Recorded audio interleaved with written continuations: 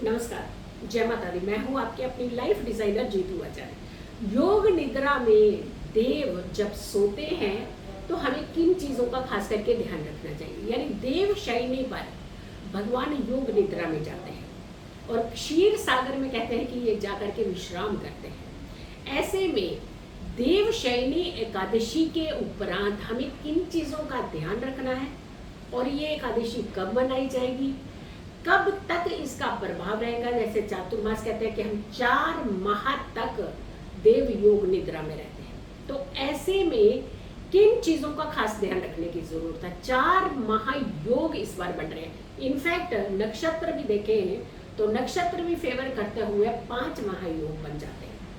कहते हैं जब हरि शयनी एकादशी होती है तो आषाढ़ महीना चल रहा होता है, लेकिन जब देव उठते हैं तो कार्तिक महीना होता है। कार्तिक महीने के दिए जो हम जलाते हैं, इसीलिए महत्वपूर्ण होता है कि उस समय देव के जागने का समय होता है। हमारे जीवन के अंदर बहुत सारी खुशियां देने वाला समय आ जाता है वो। लेकिन जब हम देव शयनी एकादशी की बात कर रहे हैं, देव जब सो रहे हैं 4 महीने के लिए, तो ऐसे में ये 4 महीने का जो समय है ये कब शुरू हो रहा है। जुलाई 16 से रात को जो एकादशी तिथि शुरू होगी, यानी 8:34 पर एकादशी तिथि का आरंभ होगा और ये तिथि 17 तक रहने वाली, यानी 16 तारीख से शुरू हुई एकादशी तिथि और 17 तारीख तक रहने वाली, और रात्रि के 9:03 तक ये एकादशी तिथि रहेगी। ऐसे में जो एकादशी आपने हरि शयनी एकादशी मनानी है वो आपने 16 को नहीं बल्कि 17 को मनाने, क्योंकि उदया तिथि के हिसाब से अगर हम देखते हैं तो भी 17 को है। अगर हम दिन के पूजा विधि विधान को देखते हैं तो भी 17 तारीख की ही ये तिथि बनती है। तो ऐसे में जब भगवान सोते हैं, जब भगवान योग निद्रा में जाते, सोते नहीं, हम सो जाएंगे तो हमारा सारा ध्यान कौन रखेंगे। यानी योग निद्रा में जाते हैं, जब वो लीन होते हैं साधना में, अपने एनर्जाइज करने के लिए जब लीन होते हैं, तो हमारे लिए भी एक ऐसा समय देकर के जाते हैं जब हमें भी अपने आप को एनर्जाइज करना चाहिए, यानी पॉजिटिव कर्मों को हमें बढ़ा देना चाहिए। और 4 महीने तक जब ये शयन निद्रा की तरफ जाते हैं, हरि शयनी जिसे हम कहते हैं, यानी हरि का शयन करना, जब ये 4 महीने के लिए जाते हैं तो सृष्टि को कौन संभालेगा। अब सृष्टि का जितना भी कार्यभार होता है वो भगवान शिव को देकर के जाते हैं। इसीलिए ये सावन का महीना जो आता है ये हरि शयनी एकादशी के बाद आता है। हरि शयनी एकादशी होती है, देव सोते हैं, तो वहां पर जो संचालन करता होते हैं वो हमारे भगवान शिव होते हैं। शिव हमारा ध्यान रखते हैं, शिव भक्ति इसीलिए इस समय में की जाती है। जब हम बात करते हैं देव शयनी एकादशी की, तो इन योगों में खास करके कौन से ऐसे कारण हैं, कौन से ऐसे काम हैं, कौन सी ऐसी गतिविधियां होती हैं जो हमें छोड़नी चाहिए, कुछ चीजें हमें अपनानी चाहिए।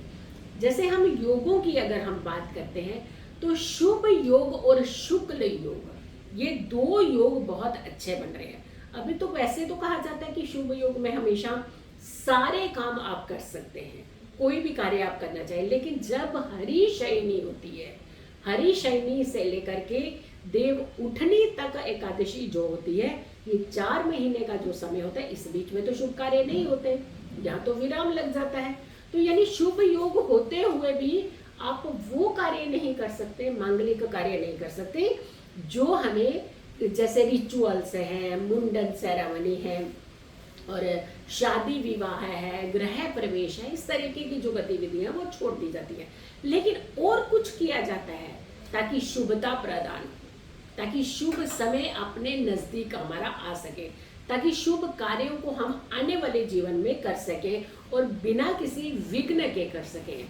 वो समय होता है 4 महीने का समय तप करने का, पूजा भक्ति करने का, स्मरण करने का, देवों की आराधना करने का। इस समय जब शुभ कार्य नहीं किए जाते तो आप ये सोचिए एक और भी ऐसा काम होता है जो वो नहीं किया जाता। जैसे हमारे साधु संत समाज है, वो एक जगह से दूसरी जगह भ्रमण भी नहीं करते हैं। इस पीरियड के अनुसार आप सोचिए वो भी एक एक जगह अपने ही स्थान पर तप और साधना करते हैं।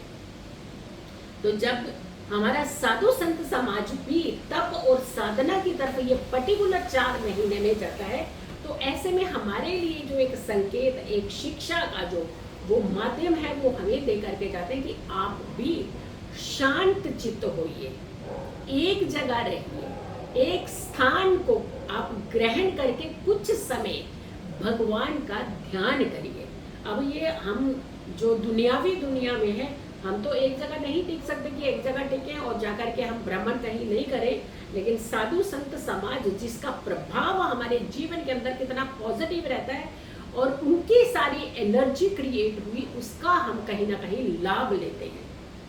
उनके सैक्रिफाइस, उनके तप और साधना करने का एकाग्र होकर के समय और हमें सबको जो एनवायरनमेंट क्रिएट होता है, उससे हम लोगों को लाभ मिलता है।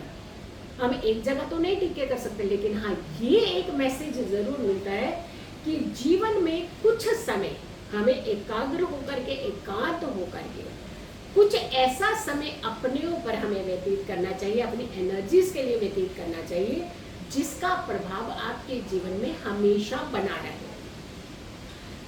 ज्यादा तो नहीं आप इधर से उधर रुक सकते हैं, लेकिन दिन में एटलीस्ट एक समय ऐसा जरूर चूज कीजिएगा जब आप शांत चित्त मन से बैठ करके, एकाग्र होकर के भगवान की आराधना कर सके।